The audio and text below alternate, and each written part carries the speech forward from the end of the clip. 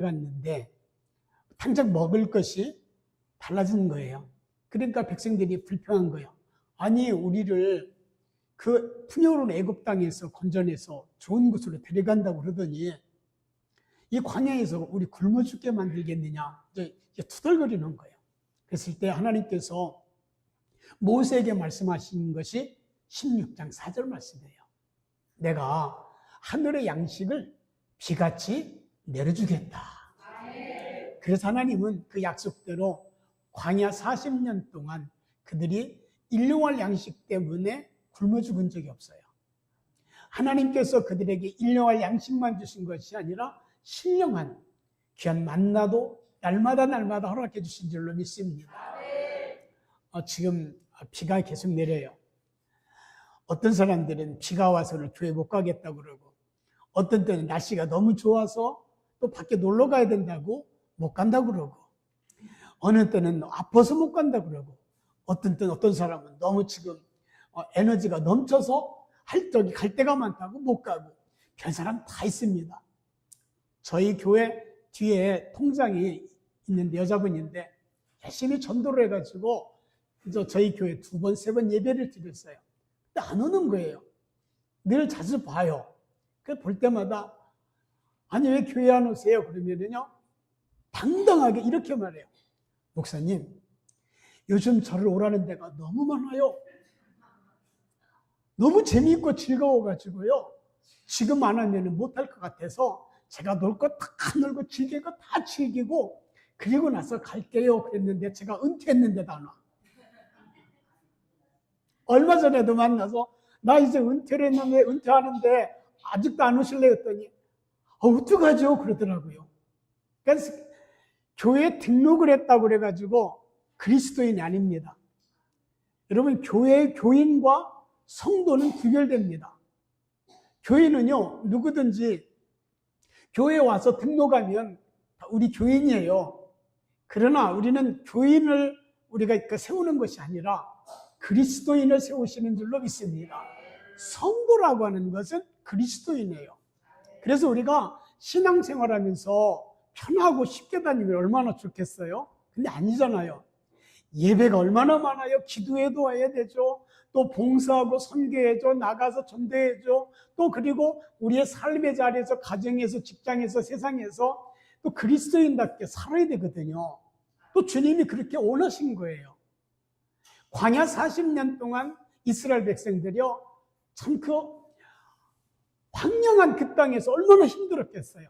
근데 하나님은요, 그 이스라엘 백성들뿐만 아니라 우리 인생사 속에서도 늘 함께 하시면서 광야 같은 삶에서 그냥 내버려 두신 것이 아니라 우리 하나님이 원하시는 진정한 진짜 그리스도인을 세우시는 과정을 겪으시는 거예요. 무슨 뜻이냐? 명품 그리스도인, 진짜 그리스도인을 원하시는 거예요. 자, 우리 성도님들 혹시 오늘 교회 오실 때 유명한 명품 가방 가지고 오신 분 계세요? 명품 옷 입으셨어요? 교회 오실 때 가장 좋은 가방은 뭐냐면요, 무슨 똥, 멋지 이런 거 아니고요, 성경 잘 들어가는 가방.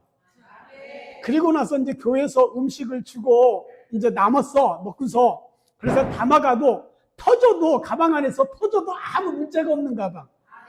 그게 우리 교회 다닐 때 실은 명품이거든요.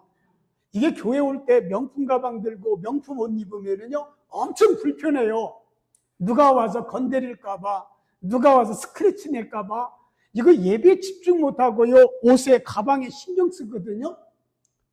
우리는 그럴 필요 없어요. 우리가 예배를 드릴 때는 신령과 진정으로 예배를 드리는데 우리의 몸과 마음과 정성을 다하여 주님께 드려지는 예배를 기뻐 받으시는 줄로 믿습니다. 자, 지금 부흥회라고 하는 타이틀을 가지고 모이셨어요. 왜 우리가 일반적인 예배도 드리고 부흥회도 하고 기도회도 가느냐? 명품 그리스도인을 만들기 위해서 우리 하나님께서 또 일용할 양식뿐만 아니라 신령할 양식을 부어주시기 위해서 이 과정을 거치시는 줄로 믿습니다. 명품 비싸요? 싸요? 비싸잖아요. 뭐 몇백만 원, 몇천만 원 그래요. 그래서 평생 명품 가방 한 번도 못 갖고 있는 사람들 꽤 있어요. 그러다 보니까 이제 명품 그 가방이나 옷을 갖고 입어야 되는데 너무 비싸니까 그런 수요자들을 충족시키기 위해서 만들어진 게 뭐예요? 짝퉁이요, 짝퉁. 근데 이제 가방을 들고서요, 이게 명품인지 짝퉁인지 언제 하냐면 지금같이 비가 올 때. 분명히 들어갈 때는 비가 안 왔어요. 근데 우산도 없었어. 근데 딱 나가려고 보니까 막 비가 막 쏟아지는 거야. 그때 나도 모르게 이 가방이 머리에 올라갔어. 이건 어떤 가방이야? 짝퉁이야. 그런데 딱 나가서 보니까 비가 막 쏟아져. 이 가방이 어디로 들어가? 이거는 뭐예요? 진짜야. 우리가요, 이 땅에 살면서 편안할 때도 있지만 인생사가 다 복잡하고 어렵고 힘든 인생 없는 사람 어디 있어요? 우리 권사님들, 집사님들을 딱 붙들어 놓고요, 이야기 어떻게 사셨나 이야기 들으면 다 드라마야. 다 책 나오고 다 영화야. 그래서 자식 붙들어 놓고서 라떼는 말이야. 그러면은 자식들이 엄마 라떼는 카페 가서 주문하세요. 그런다고요. 근데 우리가 그렇게 이야기를 하다 보면은요, 눈물 안 흘리고 얘기할 사람 어디 있겠어요? 그런데요, 인생사 살면서 늘 눈물만 있는 게 아니라 기쁨도 있거든요. 우리 그리스도인들이 예수 믿으면은, 그래요, 전도할 때 예수 믿으면 복 받아요, 예수 믿으면 잘 돼요, 그렇게 해요, 안 해요? 한단 말이에요. 자, 그러면은 여러분들 예수 믿고 모든 게 다 잘 되셨어요? 실은요, 그런 거를 따지면서 거봐요, 내가 교회를 다녔는데 뭐 잘된 게 뭐가 있어요? 따지기 시작하면은 이스라엘 백성들이 광야에서 그 투덜거리고 뭐 먹을 것도 없고 원망하는 거랑 똑같아요. 우리 하나님께서는 우리를 부르셨을 때 가장 중요한 것은 이 땅에서 잘 먹고 잘 살고가 아니라 하나님의 자녀로 삼아주시고 하나님 백성으로 세워주시기 위한 가장 귀한, 너는 내 것이라, 너는 내 아들이라, 너는 내 딸이라, 이 은총을 허락해 주시는 줄로 믿습니다.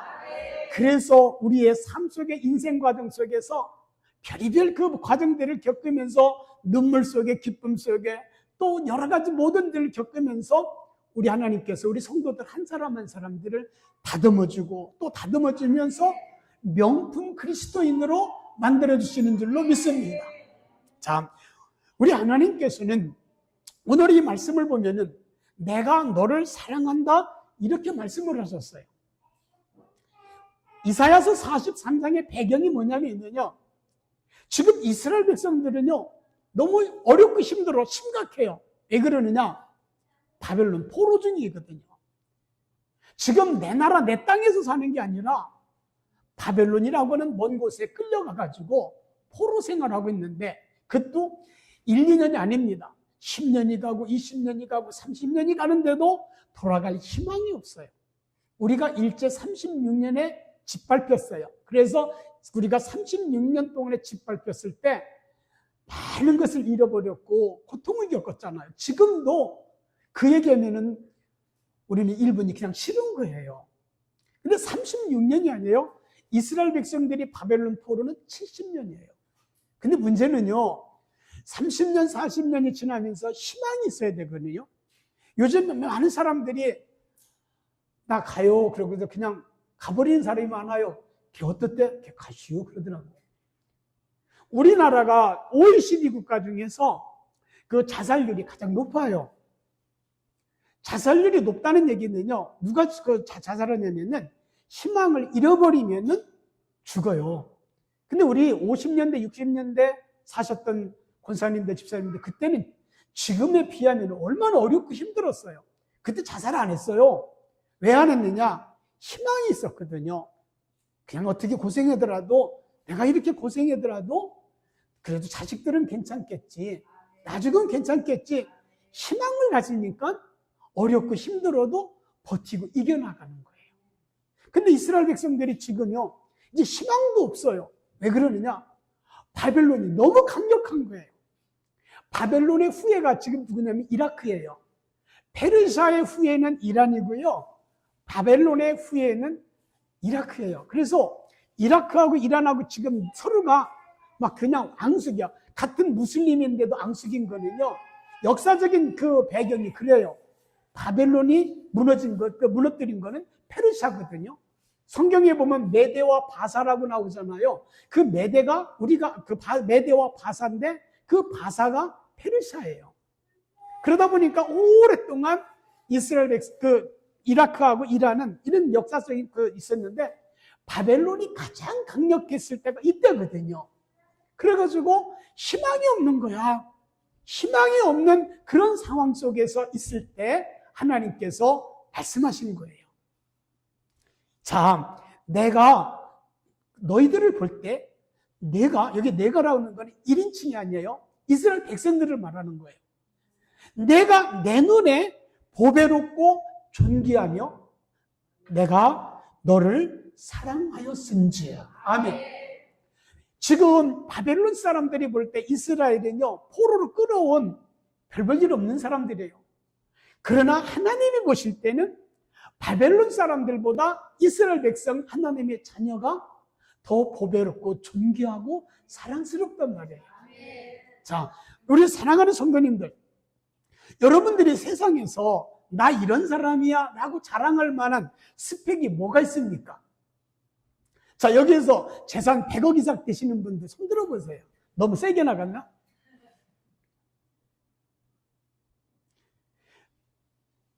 명함을 가지고 계신 분 계십니까? 명함이라고 하는 건 나 이런 사람입니다 라고 써. 얼굴 자체가 명함이죠. 실은요, 사람들은 자기를 드러내고 나 이런 사람이야 해야 되는 그런 스펙이 있고 내놓을 것이 있으면 자랑한단 말이에요. 근데 아무것도 자랑할 만한 것이 없을 때는 나도 모르게 괜시리 기죽어 있어요. 비교를 하면서 기죽는 거예요. 사람들은요, 외모해가지고 또 가지고 있는 것 가지고 학력 가지고 학위 가지고 재산 가지고 비교를 하면서 살거든요. 우리 비교하면서 살면은요, 참 피곤해요. 비교할 거 없어요. 그니는 그니대로 살아가는 거고 나는 나대로 살아가는데, 우리 예수 믿는 사람들에게 주신 축복이 뭐냐면요, 오늘 이 말씀처럼 하나님이 나를 보실 때, 우리를 보실 때 어떤 모습이냐, 하나님 눈에는 보배롭고 존귀하고 귀하고 사랑인 줄로 믿습니다. 그래서 이사야서 41장 1절 말씀에 아까 읽으실 때 보면은 너를 내가 구속하였고 내가 너를 지명하였느니 너는 내 자녀라, 내 아들이라, 할렐루야, 내 것이다, 이렇게 말씀을 하신 거예요. 우리 하나님께서는 고린도전서 3장 23절을 통해서 사도 바울을 통해서 말씀하시기를 너희는 그리스도의 것이요 그리스도는 하나님의 것이라, 이 말씀을 하셔요.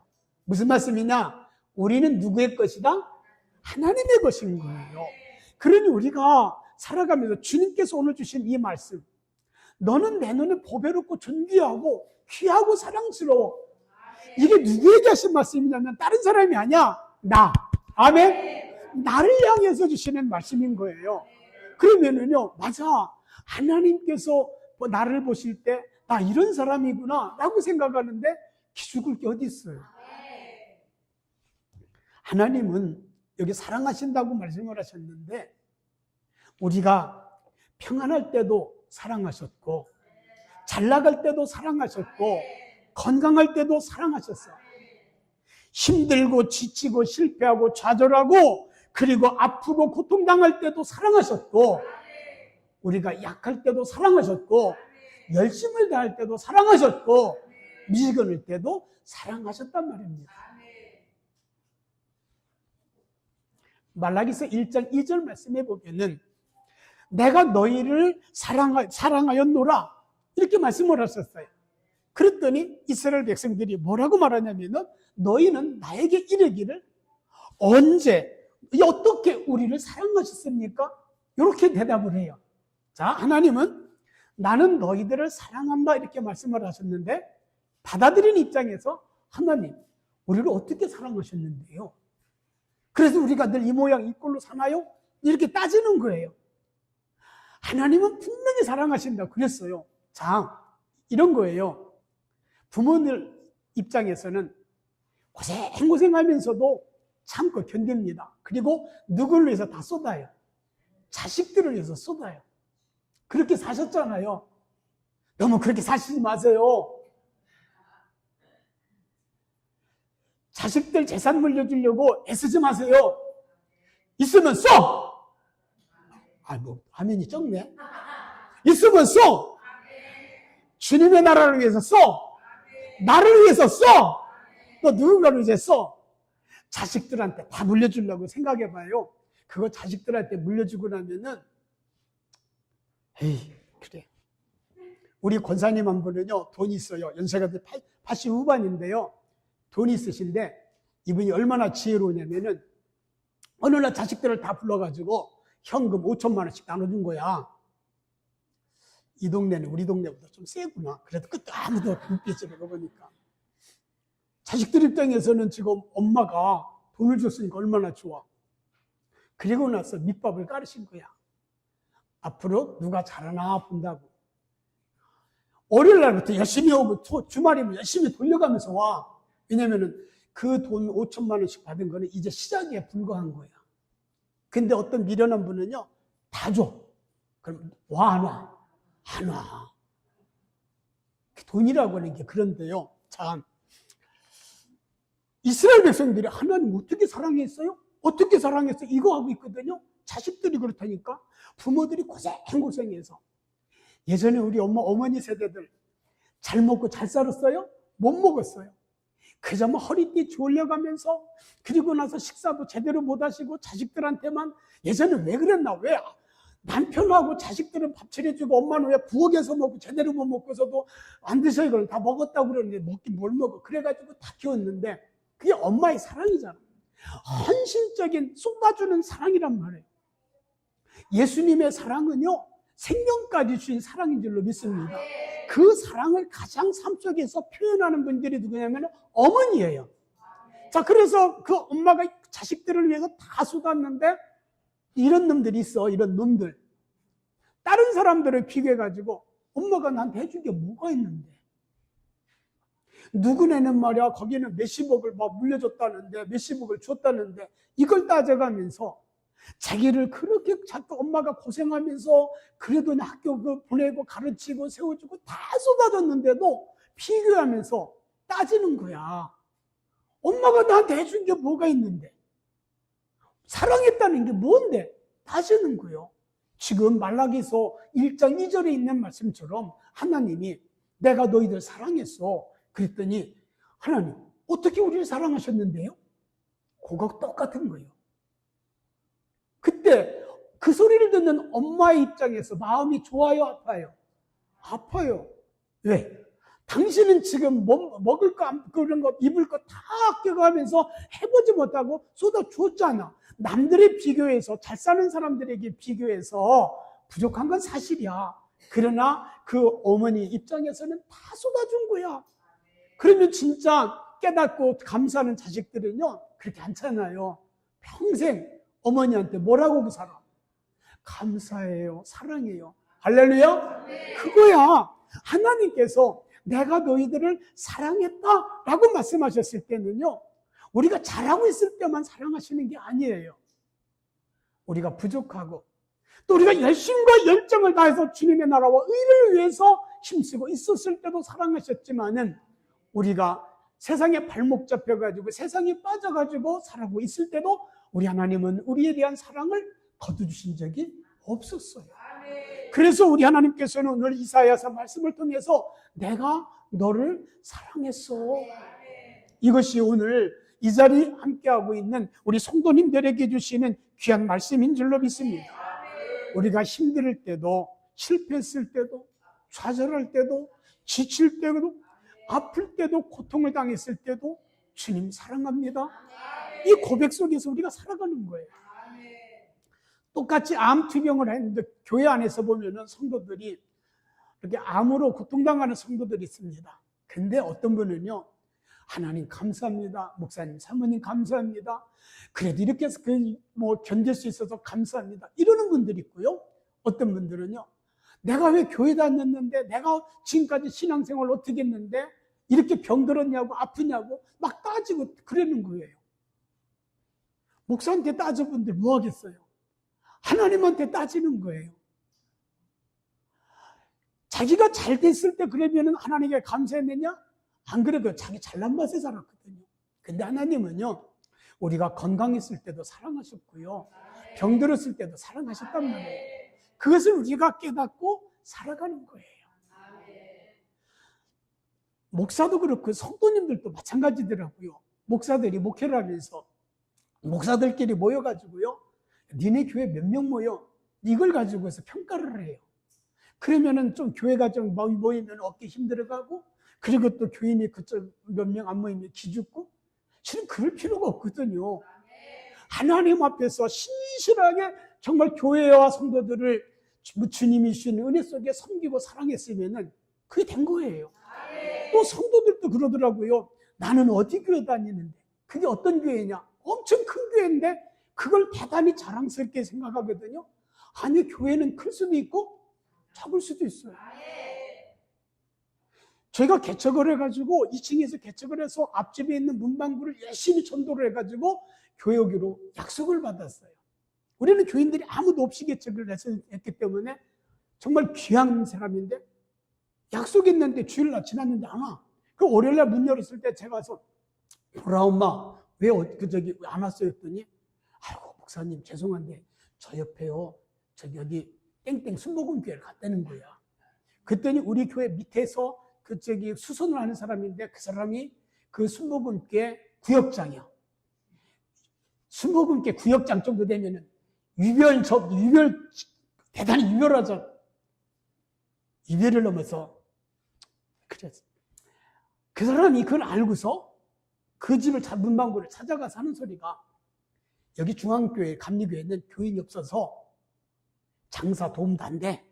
우리 교회는 5, 6천 명 되니까 우리 교회에 와야 장사 도움이 돼. 그 장사하는 입장에서는 그래도 기왕 교회를 다니는데 장사 도움이 되는 교회를 갈 거 아니에요. 그래 거기 갔어. 수천 명이 된다고 그래가지고 그 문방구로 수천 명이 올 줄 알았는데 한 명도 안 와. 그래서 얼마 다니다 말았어. 아니 세상에 그 정도 되면은 그 사람이 문방구 우리 교회 간다고 그랬으면 정말 잘했네. 정말 잘했어. 내가 옆에서 보니까 목사님 사모님이 열심히 하고 중앙감리교회 다니면 좋을 거야. 우리 교회는 크니까 괜찮아. 이러고 밀어줘야 될 거 아니요. 아니 2층 교회라고 거기 가면은 뭐 잘못되나? 쟤네 교회는 막 크니까 뭐 대단한가? 하나님 앞에서 우리가 다 서 있을 때, 하나님 제가요 목회를 했는데요, 몇천 명이 모인 교회에서 목회를 했거든요. 그래서 어깨 힘주고, 하나님 제가요 우리 어떤 교회를 다녔는데 뭐 거기는 2만 명이 그랬다고 목회 하나님 앞에 힘줘요? 아니잖아요. 하나님께서는요, 내가 너를 사랑한다라고 말씀하셨을 때는 그 목사의 교회 크게 보신 것도 아니고 교인들이 다닌 교회 크게 보신 것이 아니에요. 단지 한 사람 한 사람이 어떻게 살아가는 삶 속에서 주님과 함께 했느냐. 그래서 내가 너 사랑한다 그랬을 때, 하나님 감사해요, 정말 사랑합니다, 이것이면 되거든요. 그래서 우리가 하나님이 나를 사랑하신다라고 하는 것은요, 언제 어느 때든지 이미 나를 부르셔서 우리와 함께 하실 때 사랑하시는 줄로 믿습니다. 그러면 하나님이 누구를 사랑하시느냐, 어떤 신앙을 가지고 성도들을 사랑하시냐면요, 신앙 고백이 있는 성도들을 사랑하시는 거예요. 그냥 교회를 나왔다고가 아닙니다. 마태복음 16장 16절, 주는 그리스도시요 살아계신 하나님의 아들입니다. 할렐루야. 이게 베드로의 신앙 고백이에요. 얘들아, 사람들이 나를 누구라고 그러느냐 그랬더니 뭐 엘리야니, 이사야니, 에레미야니, 선지자 중에 하나니, 그런 얘기하거든요. 그래? 그 사람들 얘기 말고, 그러면 너희는 나를 누구라고 하느냐라고 했을 때 베드로가 그 고백을 하는 거예요. 예수님께서 원하시는 최고의 정답을 한 거예요. 주는 그리스도시요 살아계신 하나님의 아들입니다. 이 신앙 고백이 우리가 하나님으로부터 사랑받을 수 있는 자격인 줄로 믿습니다. 우리가요, 신앙생활을 하면서 나는 신앙의 몇 대째야, 3대째, 4대째, 5대째, 신앙의 뿌리가 깊을수록 그 축복입니다. 내가 교회를 몇 년을 다녔어, 내가 목회를 몇 년을 했어. 우리 감리교에서는요, 목사들도 목사로 그냥 끝나는 게 아니고 그 연급이 있어요. 정회원 몇 년급이냐 이걸 따지고 목사들끼리 따져요. 아무것도 아닌 거 가지고도 그러더라고요. 자, 교인들도 그래요. 교회 몇 년 다녔어? 이 교회 몇 년 됐어? 개척 멤버요? 뭐 중요하죠. 그런 분들이 있었으니까. 그런데요, 우리는 뭐 직분이 뭐냐, 몇 대째 내가 신앙인이냐, 그리고 교회를 몇 년을 다녔느냐, 내가 교회에서 어떻게 헌신했느냐, 다 중요해. 그런데 다 중요한데 진정한 신앙 고백이 없으면 그것은 다 뭐야? 헛거야. 내가 처음 우리 가정에서 집안에서 내가 처음으로 예수 믿었어. 그래서 너한테 나 교회 가서 뭐 몇 대째 딱 얘기하는 집에 가서 오매 기죽어 아무 소리도 못하고 있는데 기죽을 것도 없어. 내가 정말 주님의 그 은혜 그 사랑에 감사해서 주는 그리스도시요 살아계신 하나님의 아들입니다. 이 고백할 수 있다면 그거 하나 때문에 우리 하나님은 우리를 더 사랑하시고 이끌어 주시는 줄로 믿습니다. 그래서 주는 그리스도시요 살아계신 하나님의 아들입니다. 이 신앙 고백이 우리 신앙에서 가장 중요한 것이고 구원의 은총인 줄로 믿습니다. 그래서 언제 어느 상황에서든지 주는 그리스도입니다. 나는 크리스찬입니다. 나는 예수 믿습니다. 우리요 교회 안에서만 예수쟁이가 아니라 세상에 나가서도 그리스도인으로서 향기가 나타나야 되고 빛과 소금이 될 줄로 믿습니다. 예전에는요, 예수 믿는 사람들을 뭐라고, 막 그것도 그냥 교회 그냥 다니는 수준이 아니라 열심히 하는 사람들 갖다가 사람들이 주변에서 뭐라고 하냐면 저 사람은 예수쟁이요. 근데 그 당시에 쟁이라고 했을 때는 우리 어렸을 적에 끝에 쟁이 붙인 거는 좋은 직업, 나쁜 직업. 이게 말이 그렇네. 나쁜 직업이라는 건 없어. 귀천이 없으니까. 천에. 그래가지고 땜쟁이, 먼쟁이 이랬었어. 그러다가 무시하면서도 그러면서도 실력이 있다고 내가 제대로 한다고 그래가지고 사람들이 저 사람이 예수쟁이라 이 얘기했거든요. 근데 그 소리를 들으면은 실은 좋아야 되거든요. 근데 기분이 나빴었어요. 근데 알고 보니까 그 소리를 들었어야 되는 거예요. 요즘에 여러분들 주변에서 우리 권사님 집사님들한테 주변 사람이 예수쟁이라고 해야 안 해? 안 해. 예수쟁이 소리 들을 때가 그때가 우리들의 신앙이 진주같이 빛났을 때야. 우리가 어떤 상황에서든지 나는 크리스찬입니다 라고 말할 수 있어야 돼요. 제가 77년도에 군대 입대해가지고 철원에 가가지고 자대 가서 신고를 하는데 5명 동기가 갔어요. 근데 군대는 세상은 다 기순서예요. 그래서 기순서대로 하는데 그 중대 가가지고 기다리면서 전입신고를 훈련을 서부병이 시키는데 기순서를 세우더라고요. 저는 지금까지 초등학교, 중학교 계속 군대에서도 줄 세우면은 늘 앞에였었어요. 그러는데 거기서도 또 줄 세워가지고 큰 순서부터 김동호가 제일 컸는데 걔부터 이제 먼저 연습을 시키더라고요. 간단해요. 필승 신고합니다. 김동호 외 몇 명은 몇 월 며칠부로 5중대 전입을 명 받았습니다. 이 신고합니다. 이렇게 하면 되는 거야. 근데 작대기 하나 들고서 간다 달고서 그리고 나서 중대장 앞에 신고하는 게 이게 그 당시에는 벌벌 떨 때여가지고 얘네들이 연습을 하는데 계속 틀리는데 그래서 틀릴 때마다 서부병이 화를 내는 거야. 그래도 하나, 둘, 셋, 넷, 내가 5번째 이제 서 있는데 이제 나한테 오겠지 하고 나는 속으로 외웠어. 근데 4명까지 하더니 다시 또 1번으로 다시 가더라고. 나는 작으니까 안 쳐주는 거야. 그런데 또 얘들이 이제 한번 이게 그런 분위기에서 한번 틀리기 시작하면은 계속 틀리게 돼 있어. 꼬이게 돼 있어. 짧은 거라도 또 다시 하는데 내가 보니까 결국 나한테 올 것 같아가지고 계속 속으로 걔들이 헤맬 때마다 속으로 필승 신고합니다 해가지고 했어. 드디어 이제 또 4번째까지 왔는데 얘도 또 못하니까 열받으니까 네가 해봐 그러더라고요. 그 네가가 나요. 그래서 제가 지금 속으로 8번을 했다고요. 그러고 나서 하자마자 한 번에 안 틀리고 닦으니까 그럼 네가 해. 그래가지고서 바로 중대장 앞에 들어갔는데 중대장이 1m 83이야. 태성인 같은 사람이 딱 서 있는데 우리 다 얼었는데 놀랍게도 저는 그 속에 작아도 기죽지 않고 살아가지고 그 자리에서 한 번에 딱 끝냈어요.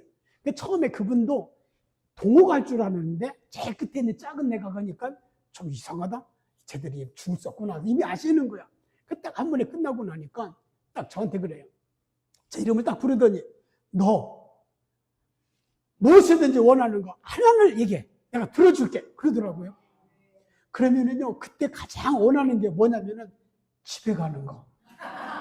아니, 그 포상휴가 있잖아. 군대 갔다 오신 분. 이등병이 포상휴가 하는 거 얼마나 좋아. 근데 저도 모르게요. 저는 크리스찬입니다. 주일날 교회만 가게 해주신다면 죽도록 충성하겠습니다. 이랬네? 근데 그분이 불교야. 근데 그분이 마음에 그걸 새겼어요. 야, 이 진짜다. 그래가지고요, 제가 이 쫄병 때, 철책선에서 그 당시 때 77년도에 구타도 엄청 심했을 때인데요. 소총수인데 어느 날 그 중대장이 연대 작전장교로 전출을 가셨어요. 그리고 딱 일주일 만에 집차가 오더니 저를 데리고 갔어요. 그래서 저는 일방방 소총수에서 갑자기 아무 백도 없는데 연대 작전병이 돼버렸어요. 이해가 안 되는 거예요. 그래서 처음엔 무서워서 물어보지도 못하다가 그리고 나서 이제 편해졌을 때 어느 날 물어봤어요. 근데 왜 저를 데리고 갔어요? 물어봤죠. 그랬더니 딱 그 얘기 하셨는 거야. 내 앞에서 처음에 내가 무엇을 해줄까 했을 때 너처럼 대답한 애가 한 명도 없었어. 나는 불교인데 너는 진짜야. 그래서 내가 믿고 너를 데리고 온 거야. 그러더라고요.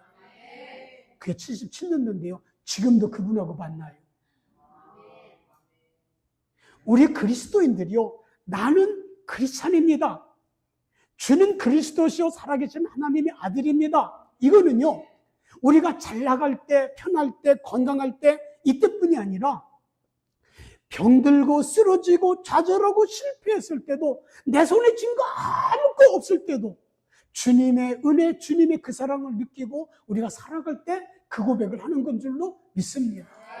우리 성도님들 한 분 한 분 들다 보면은 한 분 한 분 다 아이고 나처럼 사는 사람 없을 거야. 다 똑같아요. 다 똑같아. 제가 부목사를 하면서 어떤 분의 얘기를 우리 집사람하고 둘이서 몇 시간을 들었어요. 그분의 인생은요, 드라마를 써도 영화를 만들어도 될 수 있는 건데 교인들이 아무도 그 사람 얘기를 들어준 적이 없어요.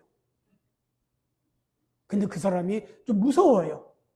평생 결혼도 않고 술집에서 살아가고 그러다 예수님 만나가지고 교회 오신 분이었거든요. 아무도 그분을 상대를 안 했어요. 근데 어쩔 수 없는 상황이 돼가지고 저하고 우리 집사람이 2시간 반, 3시간을 들었는데요. 말하는 그 사람도 울고 듣는 저희도 울고 그러면서 그분이 그동안 쌓였던 모든 것들이 다 풀어지더라고요. 그래서 참 저런 인생도 있구나 했거든요. 그러면은 그분 생각할 땐 나 같은 인생 없어요 그러는데요. 엄마들 붙들고 얘기 들으면 다 똑같아요. 나 같은 인생 없다고. 우리 목사들 얘기를 하다 보면은 목사들 다 저 혼자 고생한 거야. 근데 다 보면은 삶 속에서 고생하는 사람, 아픔이 없는 사람 어디 있겠어요? 아무리 성형 기술이 뛰어나도요, 얼굴은 뜯어 고쳐요. 근데 마음의 상처, 아픔을 어떻게 뜯어 고쳐요? 우리 주님께서는 우리를 사랑으로 그 모든 것을 씻어주시고 새롭게 하시는 줄로 믿습니다. 근데 그 사랑을 누가 받느냐? 신앙 고백이 있는 사람인 거야. 늘 주님 사랑합니다. 이 고백이 우리 사랑하는 성도를 주님 모르시는 그날까지 임하기를 축복합니다. 하나는 이게 12시까지 하겠는데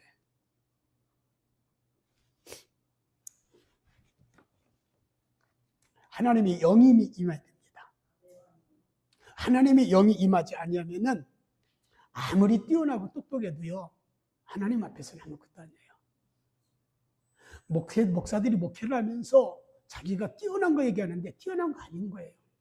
뛰어난 것 때문에 목회하는 것이 아니라 하나님이 영 사로잡을 때 하는 거예요. 감리교회 창시자 그리고 그 성결교회도 그 웨슬리 목사님이 뿌리 속에 함께하기 때문에 아시겠지만은, 웨슬리 목사님은요, 목사의 아들이고, 영국 국교의 목사의 아들이고, 옥스퍼드 대학을 나온 아주 뛰어난 사람이에요. 그 형제들 참 뛰어난 사람들이에요. 그래서 그분이 목회를 하는데 영적인 역사가 일어나지 않는 거, 은혜가 강력한 역사가 일어나지 않습니다. 미국 조지아주 선교사도 갔다 왔어요. 그런데 배 안에서 풍랑을 만났어요. 두렵고 막 공포에 빠진 거예요. 그런데 그 공포 속에 빠졌을 때 찬송하고 기도하는 소리가 들린 거예요. 목사인 나는 지금 죽음의 공포 속에 있는데, 그래서 가서 보니까 거기에는 어린아이도 있는데 막 찬송하고 기도하는데 얼굴에 어느 누구도 두려움이 없는 거예요. 평안한 거예요. 거기서 충격을 받아요. 그리고 그 풍랑이 잔잔해지고 안전하게 목적지까지 도착을 했어요. 알고 보니까 그분들은 독일에 기부를 든 모라비안 성도들이었어요. 그래서 그분들하고 교제를 했어요.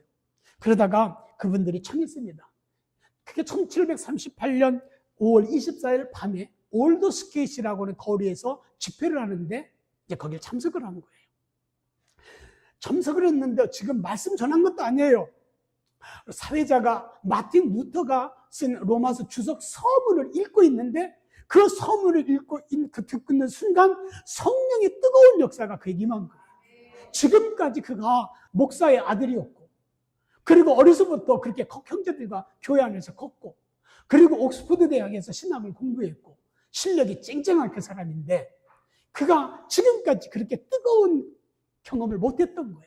그런데 그 듣는 순간 성령의 감동이 임하면서 거기서 뒤집어진 거예요. 그래서 그것을 갖다가 우리는 웨슬리 목사의 회심이라 이렇게 말합니다. 그리고 나서 영적인 뜨거운 역사가 이제 5월 24일 밤 8시 45분에 그 영적인 뜨거움이 임하면서 계속 기도회를 시작을 하다가, 그리고 나서 그 다음에 1월 1일 날 페드레인이라고 하는 곳에서 기도회 사람들 60여 명이 모여서 밤에 기도를 한 거예요. 그 기도를 하는데 갑자기 밤에 성령의 불이 그곳에 다 강력하게 임해가지고 그곳에 있었던 데 다 뒤집어져요. 입신나고 막 방언하고 막 난리가 난 거예요. 영적인 뜨거운 역사가 임한 거예요. 그래서 그때부터 그 웨슬리 목사가 이거 아니구나 해가지고 강단에서 말씀을 전하는데 막 강단이 뒤집어지는 거예요. 결국에는 영국 국교회, 우리가 말하면 성공회거든요. 영국 국교회에서 결국 쫓겨납니다. 그런데도 성령의 강권적인 역사가 임하니까 그는 그 모든 다니면서 그는 계속해서 예수 그리스도의 영을 전하면서 가는 곳마다 성령의 불이 임한 거예요. 영국이 변화가 된 거예요. 1903년 원주에서 하디라고 하는 선교사가 있어요. 이 사람은 의사예요.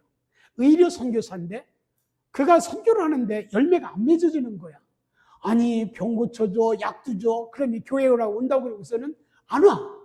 그러니까 이게 조선 사람들은 자기가 다 이렇게 내가 병 고쳐주고 약도 주고 도와주고 그러는데도 이게 인사라도 와야 되는데 오지도 않는다고 늘 투덜거렸어요. 교회가 일어나질 않는 거야. 그러다가 그 지역의 여자 선교사들이 이제 집회를 하는데 이 하디 선교사 거기 책임자니까 와서 그 집회를 인도해달라 그런 거예요. 자, 그래서 하디 선교사가 그 집회를 참석을 했어요. 그곳에서 참석하고 함께 있고 기도하다가 성령의 불이 하디 선교사에 불같이 임한 거예요. 뒤집어진 거예요. 막 회개를 한 거예요. 하나님, 제가요 이 조선 사람들을 무시하고 깜봤어요. 그리고 나 뒤집어지기 시작하면서 성령의 불이 임하니까 거기에 있는 선교사들 다 성령 불이 임한 거예요. 거기에서부터 성령의 불 역사가 임하기 시작을 해가지고 우리나라 1907년 성령 대부흥운동이 시작이 바로 거기에서 시작된 거예요. 하나님은 그들을 사랑하셨어요. 그리고 그들을 통해서 성령의 역사가 임하기 시작하니까 원산에서 예수 믿는 사람들이 늘어나기 시작한 거예요.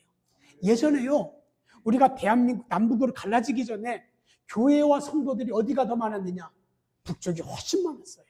성령의 역사가 강력하게 임하였고 평양은 제2의 예루살렘이라고까지 불려질 정도였어요. 그러다가 공산정권이 세워지면서 결국에는 기독교하고 공산정권은 이게 안 맞아요. 결국에는 많은 크리스찬들이 교회들이 내려온 거예요. 성령의 불이 임하니까요, 강력했던 의사 선교사였던 하디를 뒤집어 놓은 거예요. 성령의 역사, 은혜의 역사가 그랬던 겁니다. 하나님의 영이 임하면은요, 어떤 누구든지 눈물을 쏟게 됐어요. 자, 우리 성도님들, 여러분들이 주님 앞에서 찬양하다, 기도하다가, 말씀 듣다가 언제 울어보셨어요? 이미 눈물 메말은 지 오래되지 않습니까? 저희가 저희 목회 하면서 43년을 목회를 했는데, 그리고 이제 지지난 교회에서 은퇴 찬양 예배를 드렸는데, 저희 교회 개척을 해가지고 교회 건축을 2번을 했어요. 첫 번째 건축을 할 것을 개척하고 5년 지나고 나서 이제 시작을 했던 거예요. 정말 어렵고 힘든 때였습니다. 한 60명 모였을 텐데. 그래서 건축 이제 발표를 했어요. 저 혼자 한 게 아니라 다 성도님들이 함께 해가지고 이제 합시다 해가지고 땅을 샀습니다. 빚내서 사가지고 이제 건축을 발표를 했어요. 발표를 했는데 발표한 다음날 권사님 4분이 우리 식사하자고 그러더라고요. 근데 그분들은 그 남편이 공무원이었는데 우리 자주 식사를 대접했어요. 그래서 우리는 우리 권사님이 우리 교회 첫 번째 권사고 재무부장이고 그분이 건축위원장이에요. 우리 이제 건축하는데 목사 사모 힘내라고 한우를 사주는구나. 한우집으로 불러가지고요. 그 고맙고 감사해서 고기를 잘 먹었어요. 그 다 숟가락을 딱 놨는데 갑자기 남자 권사님이 무릎을 딱 꿇는 거예요. 이게 뭐야? 그랬더니 목사님, 저희 대회는 오늘부로 교회를 떠납니다. 이러는 거예요. 우리 교회 개척에서 첫 번째 세운 권사고요. 건축위원장이고요. 재무부장이에요. 그리고 그 집 아파트도 지금 담보 잡혀 있어요. 떠난대요. 자기 영동에서 근무했을 때 어떤 목사님하고 약속했는데 그 목사님이 청주 와서 개척하면은 그분하고 하기로 했다고 해가지고 하는데 나중에 보면 내막이 있어요. 목사가 그러면 안 되는데 어쨌든 그랬어요.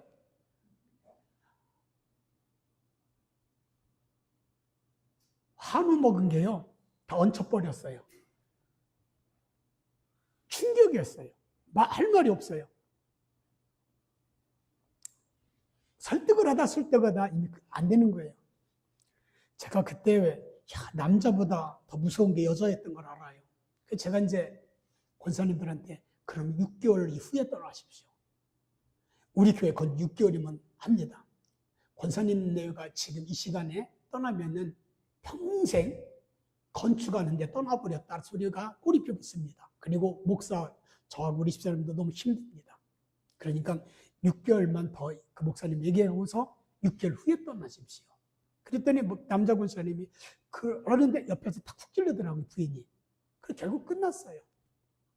그리고 나서는 그 부인 집사님이 그 다음날부터 계속 전화 와가지고 빨리 담보 풀어달라고 그러는데 풀어질 담보가 없어요. 아무것도. 알아요. 너무너무 마음이 아픈 거예요. 너무 힘든 거예요. 그리고 나서 기공 예배를 드렸어요. 기공 예배를 드렸는데 집사님 한 분이 목사님 할 얘기가 있다는 거예요. 그때는 누가 만나자고 할 얘기 있다면 막 무서운 거 있잖아. 근데 할 얘기가 있다는 거야. 예배 다 마쳤어요. 그리고 우리 두뇌하고 그 집사님 혼자 우리 교회로 이제 2층을 가가지고 하는데 저 오늘부로 교회를 떠납니다. 아니, 한 사람은 기공 예배 발표했는데 떠난다고.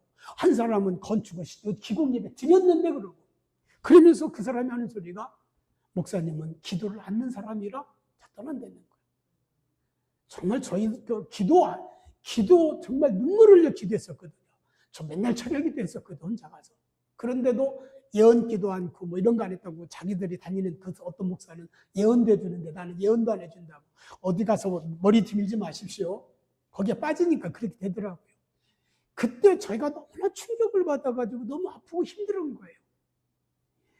몸이 병들기 시작하고 마음이 아프고 교회 가가지고 밤에 가서요 주님하고 기도를 하는데요, 주여 딱 하고 나면 그 뒤는 기도가 안 되는 거예요. 2시간, 3시간을 무릎 꿇어도 기도가 안 돼요. 너무너무 그게 한 달, 2달 가는데 너무너무 힘들고 아프고요 기도가 안 되는 거예요. 그러다가 어느 날 밤에요, 그게 금요일이었어요. 똑같은 상황이고 이미 저는 신장에 좀 이상이 왔었어요. 근데 똑같이 그날 주여 했는데도 그 뒤는 기도가 또 막히는데 자꾸 막 몸부림을 치면서 주여 또 주여 그 기도를 했어요. 근데 갑자기요 하나님이 저에게 주시는 음성을 들려주시는데 내가 너를 사랑한다. 이사야서 46장 이 말씀이 저에게 딱 온 거예요.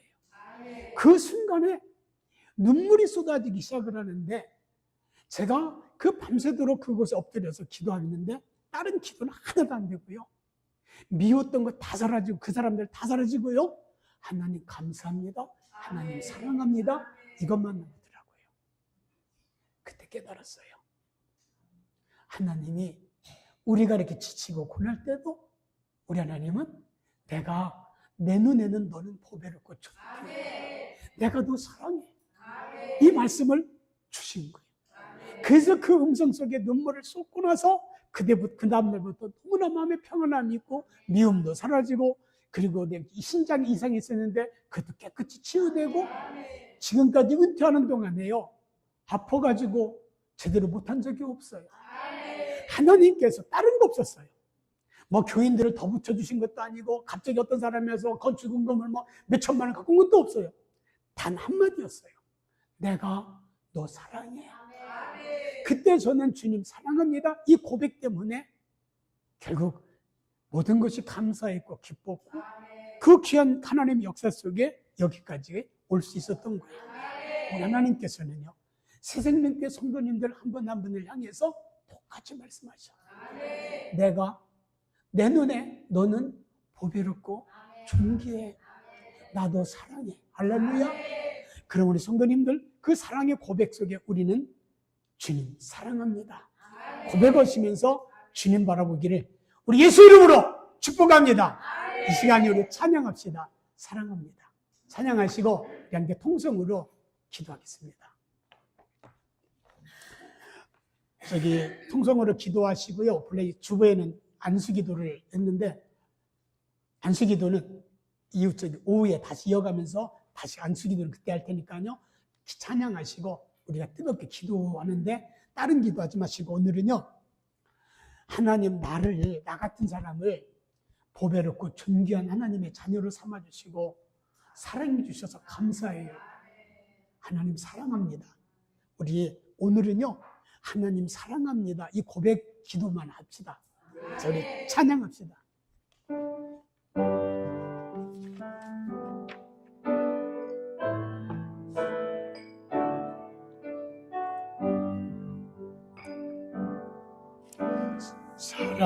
사랑합니다. 나의 예수님 사랑합니다. 아주 많이요. 사랑합니다. 나의 예수님 사랑합니다. 그것뿐이에요.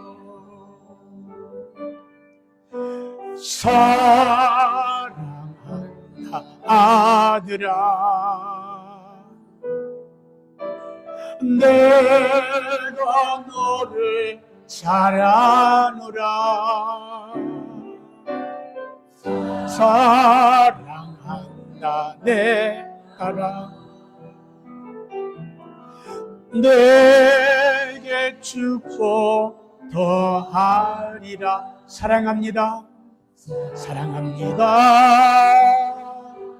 나의 예수님 지금 이 시간 우리 하나님께서 우리 성도님들을 향해서 말씀하시는 겁니다. 내가 너 사랑한다. 너 얼마나 지금까지 힘들고 무거운 짐을 졌느냐. 내가 너 사랑한다. 내가 너 사랑한다 말씀하고 계십니다. 그 사람의 음성을 들으시면서 우리 성도님들 오늘도 내일도 날마다 주님 사랑합니다. 이 고백을 합시다. 아들아 내가 너를 사랑하노라. 사랑한다